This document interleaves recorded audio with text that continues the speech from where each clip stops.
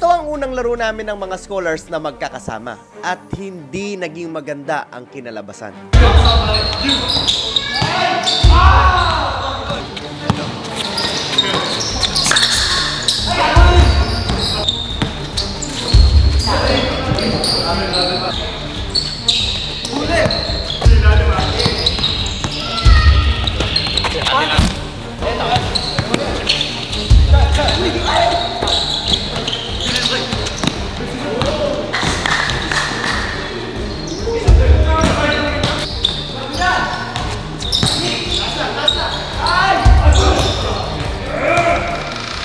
Dito nga sa laro na to ay kitang-kita na nagkakapahaan lahat. Walang chemistry at hindi nagkakaintindihan. Ang bawat isa sa kanila ay magagaling at may potensyal. Ngunit ibang usapan ang kapaan sa laro. At eto na nga ang nangyari sa first game.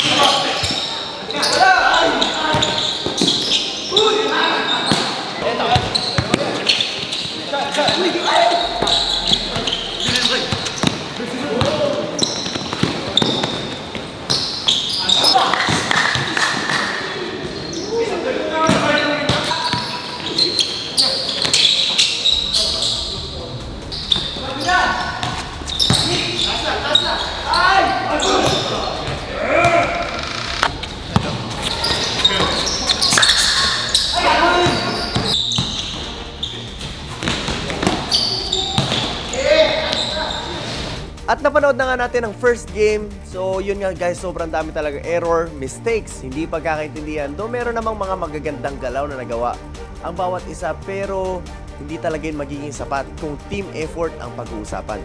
At ang resulta nito ay natalo kami sa first game. Kaya bago pumasok ang second game ay kahit paano nag-adjust kami, tinignan namin kung paano ang dapat namin gawin para maipanalo ang pangalawang laro. Pero guys, short commercial muna tayo. Alam nyo ba na babalik na ang Mavs Academy Training Camp sa Quezon City? Ito ay gaganapin sa Don Antonio Heights, Quezon City on November 11. 2 days na lang guys at mag-uumpisa na ang ensayo natin sa Quezon City. So ano pang hinihintay nyo? Pwede pa kayong humabol. I-message nyo kami sa number na to or sa Mavs Academy Facebook page and magkita-kita tayo sa ensayo on November 11.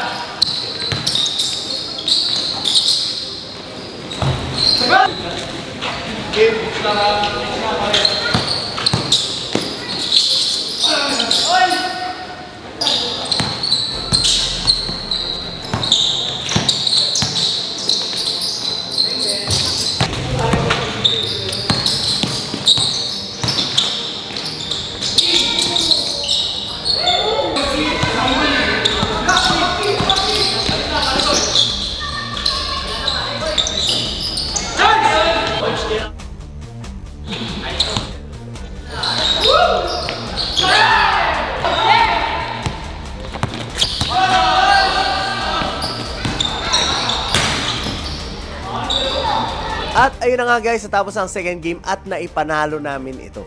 Dito ay makikita din natin na kahit papano nakapag-adjust na ang bawat isa. Hindi man malaking pagbabago pero not bad compared nung unang laro. Nakita ko din naman na kahit papano ay willing mag-adjust ang bawat isa. Naging mahirap nga lang dahil ang posisyon naming lahat ay 1, 2 at 3. Wala talaga kaming 5 at 4. Kaya dito sa laro na to ay pilit na pilit yung adjustments namin. Pero nakita ko nga na willing sila mag-adjust and napakagandang senyales nun. Okay, so guys, sabog na sabog chemistry namin. Lahat kami gusto tumanggap ng bola. Kasi lahat kami nagsiskills training eh. At yun. So ayun yung tatrabahuin natin ngayon na kung paano naman kami magiging team, ibang usapan naman yun. Di ba, Mix? Yes, coach. So, para basa lahat ng galaw. Oo. Pero ang goal natin, makahanap tayo pag naglaro tayo dumayo ng talagang legit big man. Kasi si Miko, hindi ko naman siya gusto na mag-big man kasi hindi naman yun ang goal natin sa akin. Gusto ko makalaro siya ng 2-3 talaga. So para mangyari yun, kailangan kami makahanap talaga ng legit na big man na sentro talaga ang laruan. Dito nga ay nakita ko din ang individual improvement ni Cemento. At meron ding isang possession na hinihingi niya ang bola at ginamit niya ang Hesi pull-up. Ito guys yung ine-ensayo namin ng mga nakaraan, ang Hesi pull-up na talagang very effective. At dito ay first time ni Cemento ang gamitin ang ganitong galaw. Ngunit dito nga ay sumablay si Cemento. Actually hindi tumama sa ring yung bola. Pero napakagandang isipin na kahit papano ay gusto na niyang subukan. And yun naman ang first step sa bawat skill na nade-develop natin. Ang subukan at magkaroon tayo ng confidence na gawin sa laro ang ine-ensayo natin. So ayun na nga guys, natapos ang laro at hindi man ganon kaganda ang naging resulta ng unang laro namin na magkakasama, ay nakita ko naman ang willingness ng bawat isa na mag-adjust, which is a good sign. Kaya hanggang dito na lang muna guys, and hopefully mabuo namin ang chemistry na kinakailangan namin. Excited ako sabihin na magiging part ako ng Pilipinas Super League. And hindi lang yun dahil magiging accessible na siya para sa inyo dahil nasa national TV na at mapapanood natin sa IBC 13 every Wednesday, Friday, and Saturday 6 to 10 p.m. Kaya guys, magkita-kita tayo sa opening ng PSL President's Cup on November 9 sa Smart Araneta Coliseum dahil ito ay free admission, free tickets. Punta lang kayo sa entrance para makakuha ng ticket and marami rin silang mga paraffol. At magiging sobrang exciting to dahil makakasama din natin dito si Bamboo, si Yuki Takahashi, and marami pang iba. So again, magkita-kita tayo on November 9 sa Smart Araneta Coliseum sa opening ng PSL. And para sa mga gusto makakuha ng mas marami pang information, please like and follow their Facebook page, Pilipinas Super League. Highly physical, it's been a close ball game. What a dominant showing on the other end. Good open! And Kupatin! Wow! Oh, good move. The tenacity, the energy. All day to shoot! Ito, meron tayong nakakas sa ilalim. No hesitation. Hindi rin papatalo yan. What a ball! That's the way to finish the basket. Look at the hesitation. He will find it.